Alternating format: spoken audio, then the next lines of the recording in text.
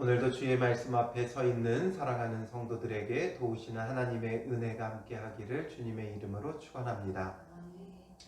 우리는 무슨 일을 하든지 그 말을 참 조심해야 됩니다. 왜냐하면 말로 많은 죄를 짓게 되기 때문이죠. 그래서 우리가 이비방정이다 이런 말을 할 정도로 말로 인해 벌어지는 일들이 너무나도 많이 있습니다. 그래서 우리가 말을 할 때 항상 보면 어려움이 다가오면 믿음의 말보다는 불신앙이나 아니면 불평, 불만의 말들이 그 입술에 많기 마련입니다. 이것은 무엇 때문에 그렇겠습니까? 사람은 기본적으로 엄살이 좀 있어요. 그래서 일이 벌어지기도 전에 자꾸만 그 말로 엄살을 떠는 거죠. 그러다 보니 그 말을 들은 사람들이 여러 가지 일들을 벌이기 마련이에요. 우리가 이게 좋은 건 아니지만 학교 다닐 때 보면 선생님들이 매를 참 많이 들었어요.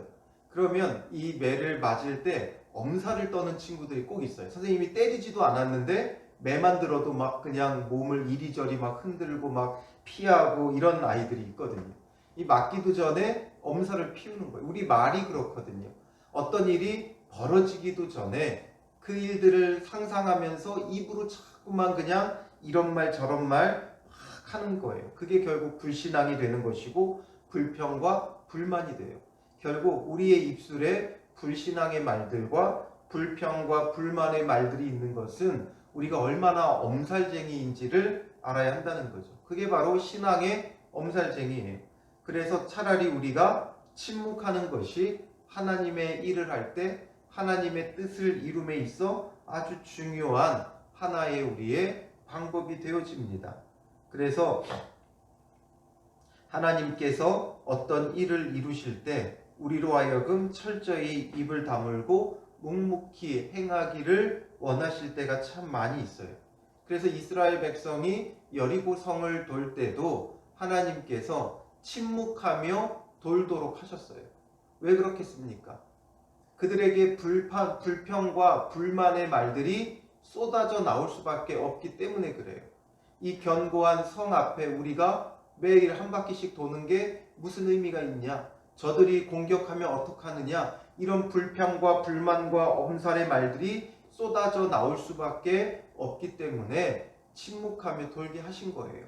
그랬더니 하나님의 일들이 이루어지게 되죠.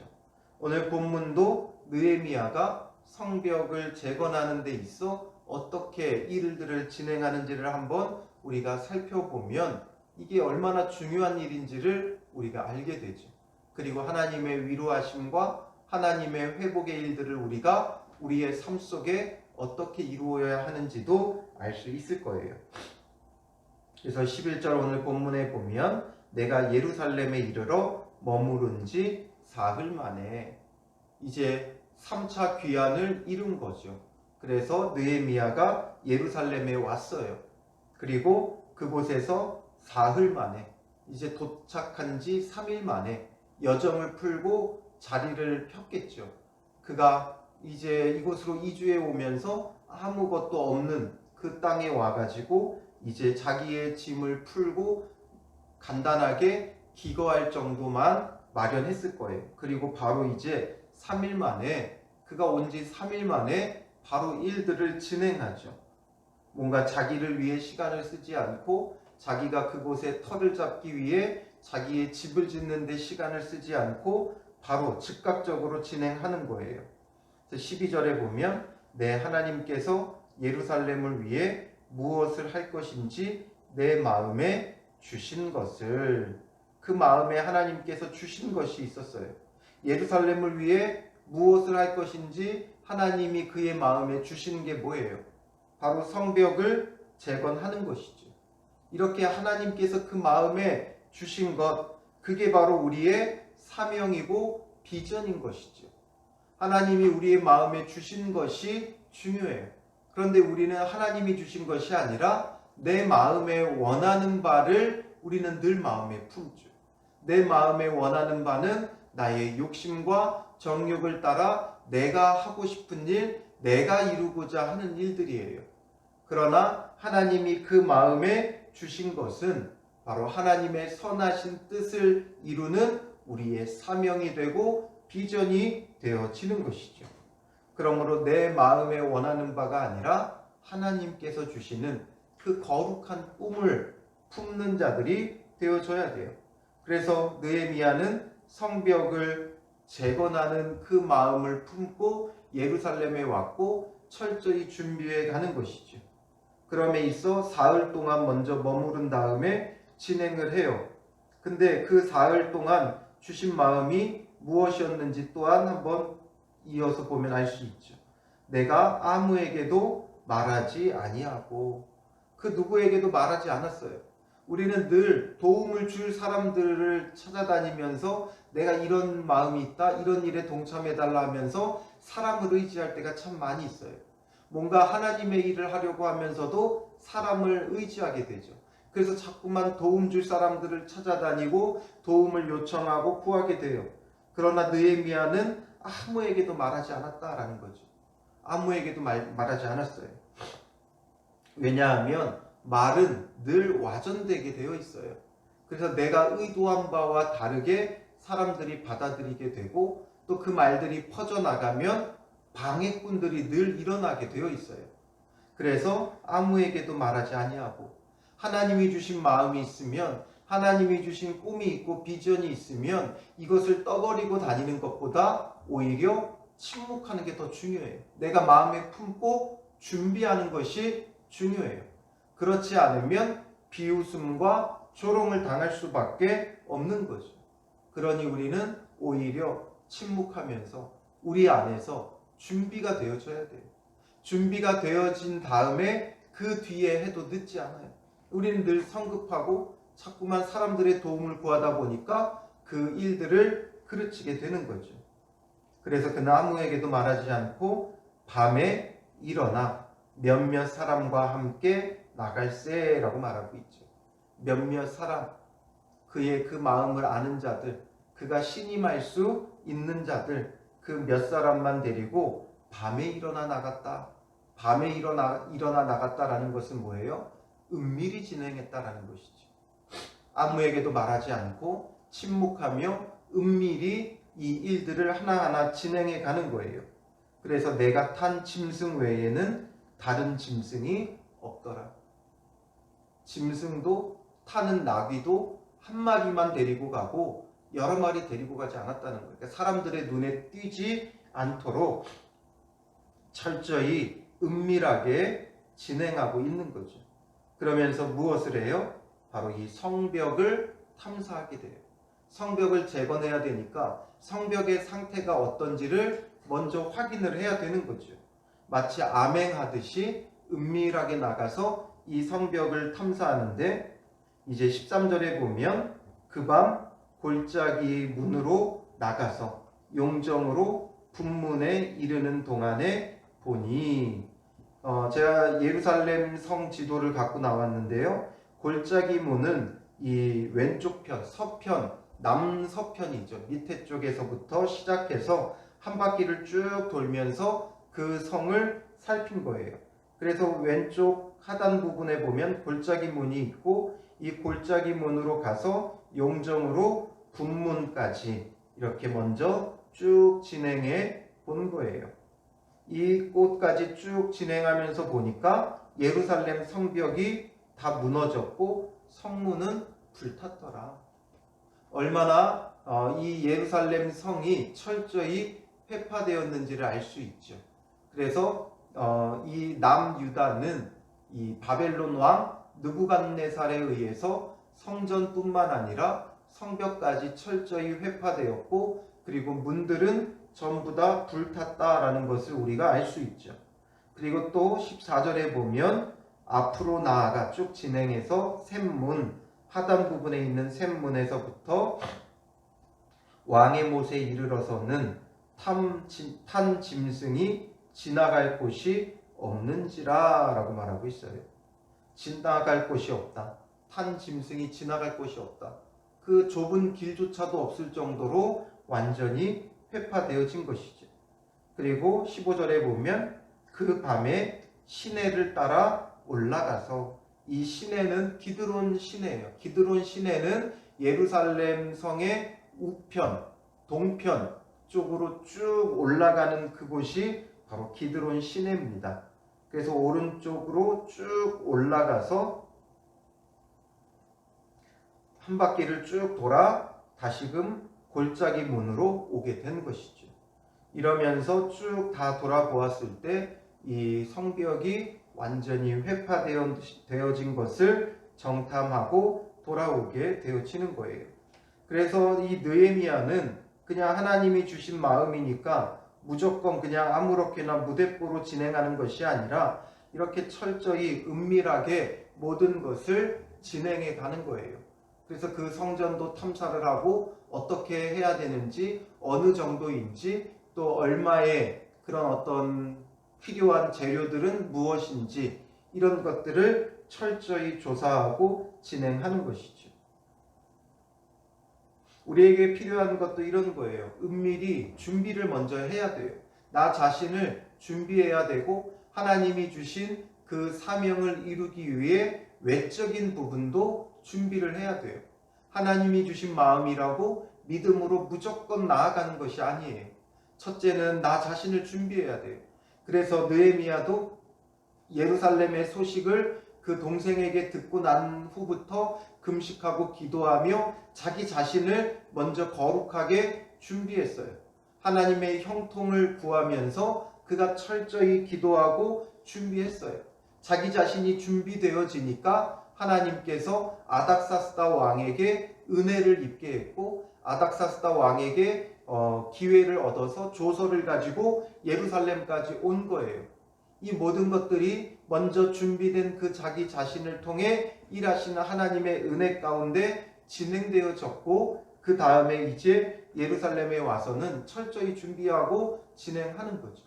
그래서 아무에게도 알리지 않고 먼저 그 성벽을 조사하고 탐사하고 어떻게 해야 될지까지 어느 정도 그 마련을 해 놓은 거예요. 그래서 그 계획을 먼저 세우는 거예요. 하나님이 주신 마음을 품고 은밀하게 철저히 하나하나 준비해 가는 거죠. 나 자신이 준비되어지면 외적인 것도 준비되어져야 돼요. 우리가 나 자신만, 내면만 준비된다고 끝나지 않아요. 그 필요한 것 하나님이 채워주시기도 하고 하나님께서 필요한 것을 허락하시기도 하고 그러면서 준비하는 거죠. 그러니까 왕에게도 그가 무엇을 말했어요? 필요한 목재를 살림 관원이 내어줄 것을 요청하면서 이런 것까지 다 준비했잖아요. 그래서 이런 모든 것들을 준비하며 모든 것을 철저하게 마련한 다음에 비로소 이제 어떻게 합니까?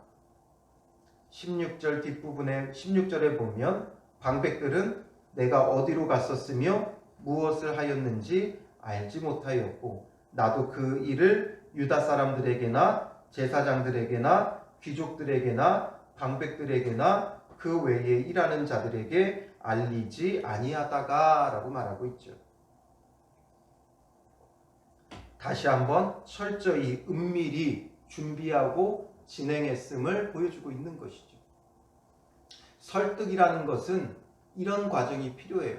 나 혼자 하는 일은 그냥 내가 열심히 준비해서 하면 돼요. 그러나 함께 이루어야 하는 일들은 늘 은밀하게 철저하게 준비되어 있어야 돼요. 그래야 준비되어진 것을 가지고 이야기할 때 인정받을 수 있고 그곳에 많은 동의를 얻을 수 있는 거예요. 무조건 와가지고 야 우리 이제 성벽 재건하자. 하나님의 뜻에 합당하게 이 성을 회복하고 하나님 나라를 회복하자. 이러면 사람들은 당황할 수밖에 없죠. 이 일들로 인하여 어떤 어려움을 당할지 이런 것들에 대한 어려움과 또 방해하는 사람들의 불평과 불만과 이런 것으로 오히려 일들이 더 어렵기 마련이에요. 그러나 느헤미야가 이렇게 철저히 준비한 다음에 그 다음에 이제 사람들 앞에 브리핑을 하겠죠. 이러이러한 상황이고 우리가 이렇게 준비해야 되고 이렇게 진행되어져야 한다. 그러면 받아들일 수가 있는 거예요. 그래서 17절에 보면 후에 그들에게 이르기를 우리가 당한 곤경은 너희도 보고 있는 바라.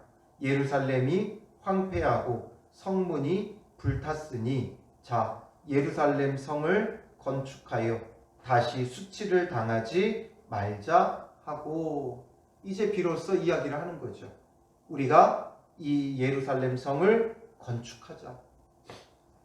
그래서 우리가 수치를 당하지 말고 우리가 다시금 하나님 백성으로서 회복되자라는 것이죠. 그러면서 그냥 무조건 이것만 말하는 거 아니죠. 18절에 또 그들에게 하나님의 선한 손이 나를 도우신 일과 왕이 내게 이른 말씀을 전하였더니, 하나님의 선한 손이 어떻게 도와서 어떻게 준비되었는지, 그리고 왕이, 아닥사스다 왕이 내게 어떻게 말했는지, 이 모든 것을 다 전한 거예요. 그러니까 자기의 그 준비된 과정들을 간증한 것이죠. 하나님이 이런 마음을 주셨고, 하나님께서 이렇게 도우셨고, 그래서 아닥사스다 왕이 나로 하여금 이 예루살렘으로 돌아오게 했고, 이렇게 조서를 2개를 주어서 이 강 서편에 있는 총독들이 우리를 지나가게 했고, 그 다음에 이 산림 관원을 통하여 목재를 마음껏 쓸 수 있도록 조서를 내렸다. 그 조서들에 대한 것들을 다 이야기를 했겠죠. 그러니까 비로소 이 백성들이 어떤 반응을 보여요? 그들의 말이 일어나 건축하자 하고 모두 힘을 내어 이 선한 일을 하려 하매 라고 말하고 있죠. 그래서 그들이, 이스라엘 사람들이 일어나 건축하자라고 하면서 모두 힘을 내어 이 선한 일을 함께 이루려고 하였다라는 거죠. 마음이 하나 되어졌고 함께 이 일들을 감당할 것을 그들이 결단을 내리며 돕게 되어지는 거예요. 바로 느헤미야가 침묵하며 철저히 준비한 다음에 이야기를 하니까, 이것이 이렇게 준비되어졌구나. 하나님께서 이렇게 일하고 계시는구나.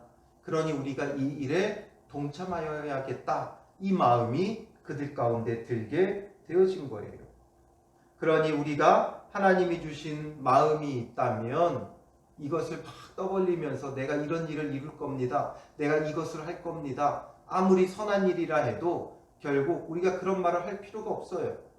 왜냐? 그런 말들을 떠들게 되어지면 결국엔 그게 뭐가 돼요? 교만의 말들이 되는 거예요. 겸손의 말이 아니라 교만의 말이 돼요. 아무리 그 마음이 선한 마음으로 했다 할지라도 하나님이 이런 마음 줬다, 이런 비전 줬다, 우린 이런 것을 이룰 것이다 막 떠버리기 전에 먼저 자기 자신이 준비되어져 있어야 돼요. 그리고선 함께 할 수 있도록 그 비전들을 제시하고 하나님의 도우심을 이야기할 때 모든 사람들의 마음을 함께 할 수 있는 거죠. 또 반대로 우리가 이런 일을 해야 되는데 우리의 형편이 너무 어렵다 이러면서 불평하거나 불만하거나 불신앙의 말들을 할 필요가 없어요. 그러면 또 사람들은 다 그 마음이 전염이 돼요. 그래, 그건 안 될 일이다. 우리가 있는 것부터 잘하자. 그냥 이런 것들은 우리가 욕심이다 이러면서 그 마음을 허비하게 되어지는 거죠. 그래서 항상 하나님이 주신 마음이 있으면 먼저 침묵하세요. 묵묵히 기도하며 나 자신을 준비하고, 그리고 그 다음에 그 일들을 진행하기 위해 하나님이 주신 마음대로 묵묵히 하나하나 철저히 준비하고 진행하면 돼요. 그러면 때가 이르면 다 하나님께서 그 모든 일들을 이루어갈 수 있도록 기회를 주시는 거예요. 그래서 느헤미야가 아닥사스다 왕에게 이 조서를 내려줄 것을 요구할 때도 그가 4개월 동안 묵묵히 기도하며 준비했잖아요. 하나님께서 때를 따라 기회를 주시는 거예요. 하나님이 기회를 주실 때까지는 우리가 묵묵히 기도하며 준비하고 철저히 준비하면 되어지는 거예요. 그럼 때가 이르면 다 기회가 주어지는 거예요. 그래서 17절의 후에 이것도 이제 그 때가 되었고 하나님께서 기회를 주신 거예요. 그러니까 그 기회를 따라 말했고 사람들이 거기에 동의하게 되죠. 그런데 이때 또 어떤 일이 벌어져요? 아무리 하나님의 선한 일이라 해도 꼭 막아서는 자들이 있어요. 왜냐? 사탄은 그 선한 일들을 이루는 것을 기뻐하지 않기 때문에 여러 가지 방법으로 막아서는 거예요. 19절에 보면 호른 사람 산발랏과 종이었던 암몬 사람 도비야와 아라비아 사람 게셈이 이 말을 듣고 우리를 업신여기고 우리를 비웃어 이르되 너희가 하는 일이 무엇이냐? 너희가 왕을 배반하고자 하느냐? 이렇게 말하니까 벌써 반대 세력이 일어나는 거죠. 반대 세력이 일어난다는 것은 이게 분명 하나님 앞에 선한 일이다라는 것을 우리가 잊지 말아야 돼요. 그러니까 이들이 일어났어요. 호론 사람 산발랏은 사마리아 지역을 관리하던 총독이에요. 그리고 종이었던 암몬 사람 도비야. 어디의 종이었냐면 바사궁의 시종이었던 자인데 이 암몬 사람 도비야가 산발랏의 신임을 얻어서 이제 같이 그 지역을 관할했던 거죠. 그리고 아라비아 사람 게셈, 이 사람은 유다 남방의 에돔 일부 지역을 관리한 거예요. 그러니까 이 사마리아 총독은 유대 땅의 북쪽이죠. 그리고 이 아라비아 사람 게셈은 유다 남방 에돔 일부를 관리했으니까 남쪽이죠. 그러니까 위아래로 이 주변 그 지역을 관리하던 사람들이, 이방인들이 이 성벽 재건을 기뻐하지 않는 거죠.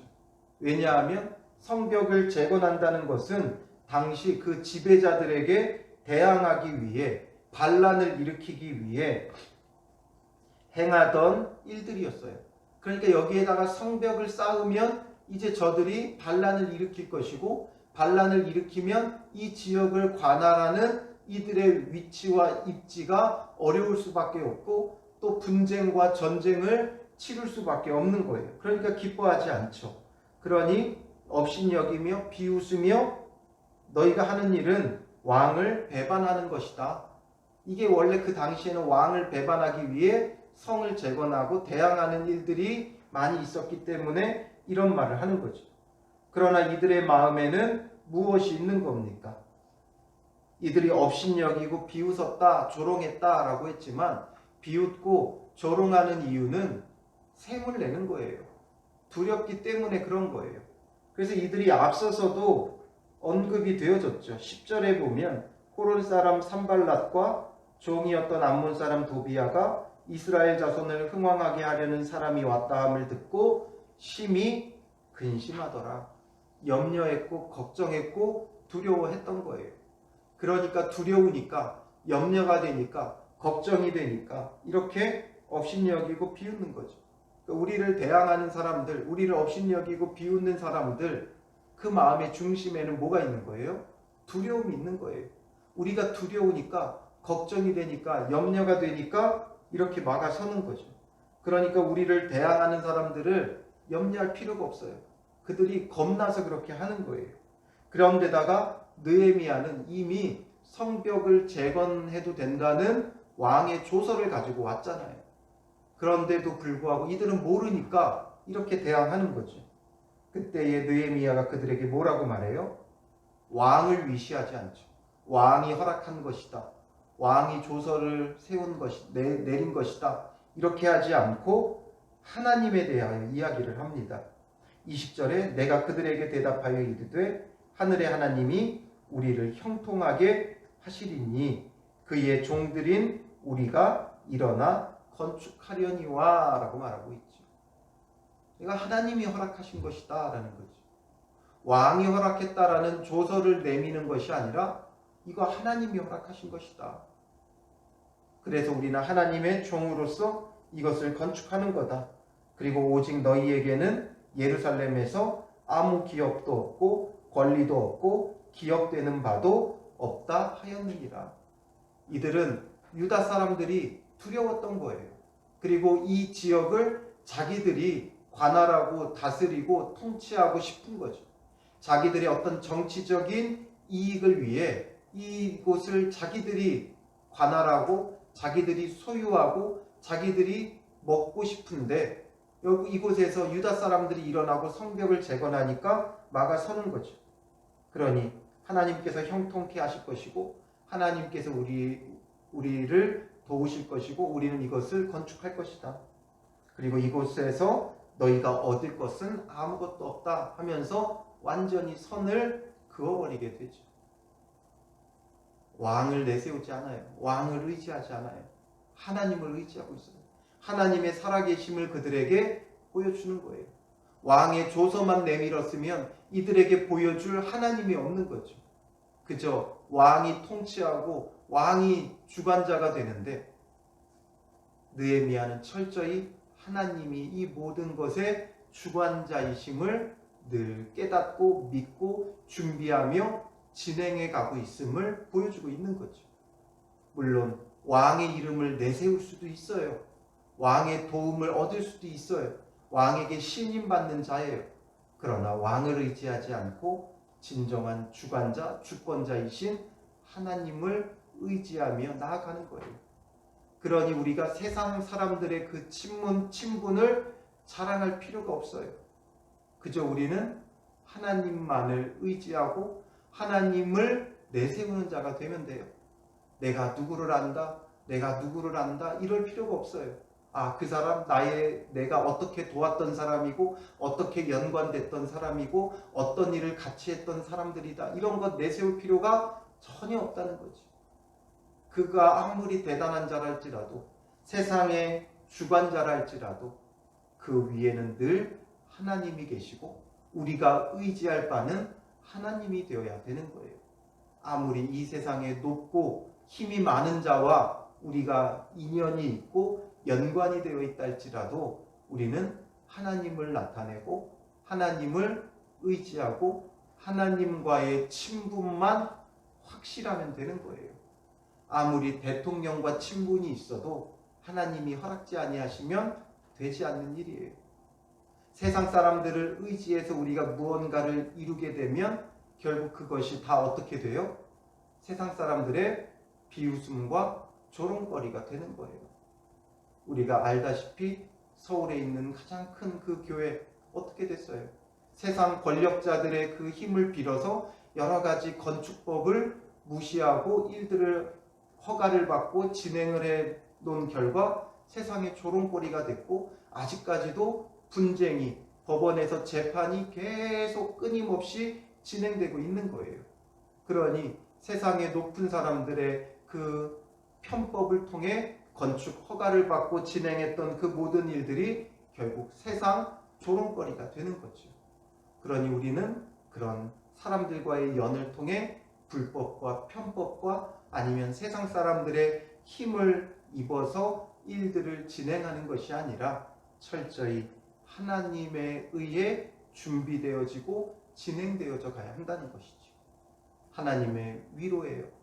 하나님이 주시는 회복이에요.